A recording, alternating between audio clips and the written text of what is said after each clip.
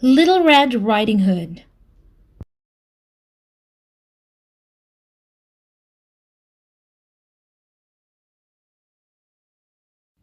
Once upon a time, there was a little girl who lived at the edge of a great prairie.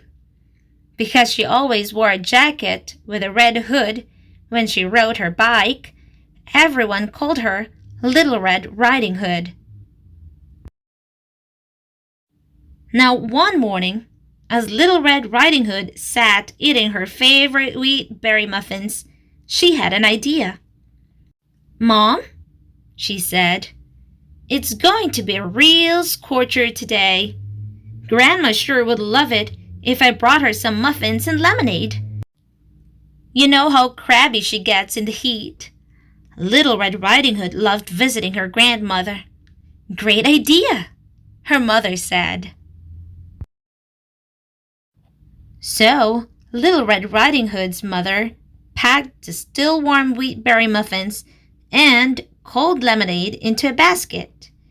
After airing up the tires on her bike and testing the brakes, Little Red Riding Hood set out on her way. "Now don't forget," called her mother, "go straight to Grandma's, and whatever you do, don't talk to strangers." "Sure, Mom," Little Red Riding Hood promised. Little Red Riding Hood pedaled down Toad Road, past the gas station, the feed store, and the old Wilson place. She waved at everyone she saw, and everyone waved back.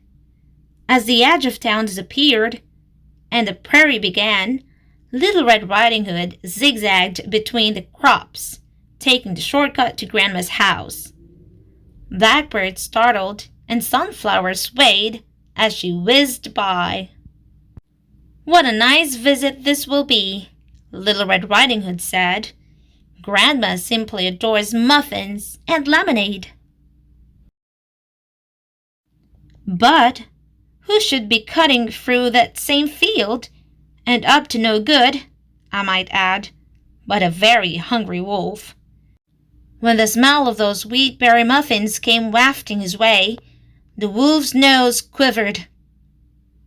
"Gazooks!" he whispered. "What is that scrumptious smell?" The wolf rushed toward the heavenly odor. "Whatever it is, I must have it," he growled.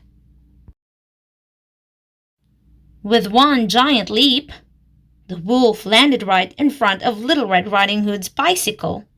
"Aha!" he roared. Little Red Riding Hood slammed on her brakes. "Hey, be careful!" she shouted. "You could get hurt surprising someone like that." The wolf chuckled at the warning. "What's in the basket, dearie?" he asked with a wide-toothed grin. "Muffins and lemonade," Little Red Riding Hood said slowly, "for my grandmother." "But such a tantalizing smell," the wolf drooled. "They must be very special muffins." "Oh, they are," Little Red Riding Hood said proudly. "They're my grandma's secret recipe, and they always take first prize at the fair." The wolf licked his lips. "She must be a dear sweet woman," he crooned. "Do you have very far to travel?" "Oh no," Little Red Riding Hood answered. "Just over that ridge, this side of Turkey Creek." The wolf smirked, his mouth curling up at the corners. "How fortunate!" "I have to go," Little Red Riding Hood said quickly. "Grandma's waiting." The wolf slyly turned in the opposite direction and pointed. "Oh!" he gasped. "What beautiful flowers! Such a dear sweet grandmother surely deserves some of those." Little Red Riding Hood nodded. "Gee, you're right," she said, jumping off her bike. "Grandma loves flowers. Do you think she'd like these white ones too?" But the whistle of the prairie wind was the only response. The wolf was gone. Of course, the wicked wolf had a dastardly plan. "Hardy har har!" he laughed wildly as he raced through the wheat. First, I surprised that feeble old granny and steal her recipe. Then I wait for the kid in the red jacket to show up with the treats. Soon I'll hold the secret to those delectable muffins, and those two country bumpkins won't know what hit them. His evil chuckles drifted through the fields. When the wolf arrived at Grandma's house, he found a note on the door. "Little Red Riding Hood, out in the field, love, Grandma." "This will be easier than I thought," the wolf snarled. "Grandma's obviously off her rocker, wandering around in the heat. Muddled brains are so easy to persuade," the wolf cackled, feeling enormously pleased with his good fortune. But when the wolf searched the fields for Little Red Riding Hood's tottering granny, all he could see was a farmer riding a tractor. Impatient, he shouted, "Hey, old man! Where's the ancient granny who lives in the house?" The farmer, though, seemed to hear nothing. "Very well," the wolf said with a snicker. "I love surprising these dim-witted hicks." And he began to silently sneak up behind the tractor. Then, before the wolf knew what was happening, the farmer whirled around and grabbed him by his fancy suspenders. "Hold it right there, scoundrel!" the farmer shouted. "What in tarnation do you think you're doing?"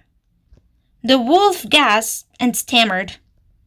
"Hi, I'm looking for the frail, loony muffin-baking granny who lives in the house." "Well, Sherlock," boomed the farmer, whose grip tightened on the wolf, "you're talking to her." The wolf's mouth dropped open, and he began to shake.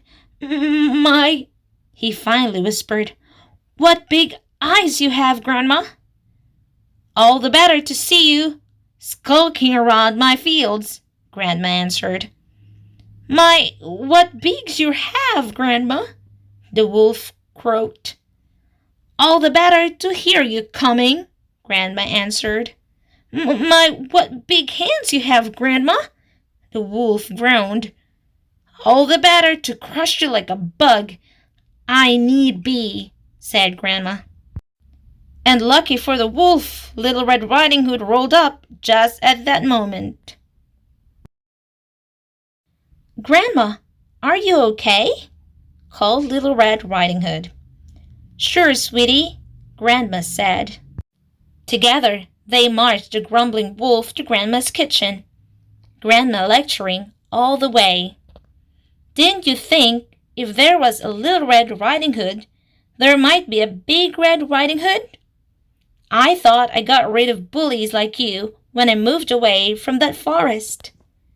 Might as well we have a bite to eat while we decide what to do next," Grandma said. The wolf for once was silent, his mouth full of the delicious muffins. "Of course," Grandma said at last. Soon after, Grandma opened her own muffin shop in town, just west of the post office. The wolf? He was her chief baker, sales clerk, and dishwasher, being kept much too busy to cause trouble for anyone. Naturally, the wolf got to eat all the muffins he wanted, which improved his disposition enormously. But just in case he got any ideas about stealing Grandma's recipe again, Grandma always put in the last secret ingredient herself. Little Red Riding Hood, too, went to work for her grandmother, delivering muffins on her bike. Every day, rain or shine, the wolf carefully packed Little Red Riding Hood's basket. "Hey, kid," he called after her as she whizzed down Toad Road. Don't talk to strangers." And Little Red Riding Hood never did again. The end.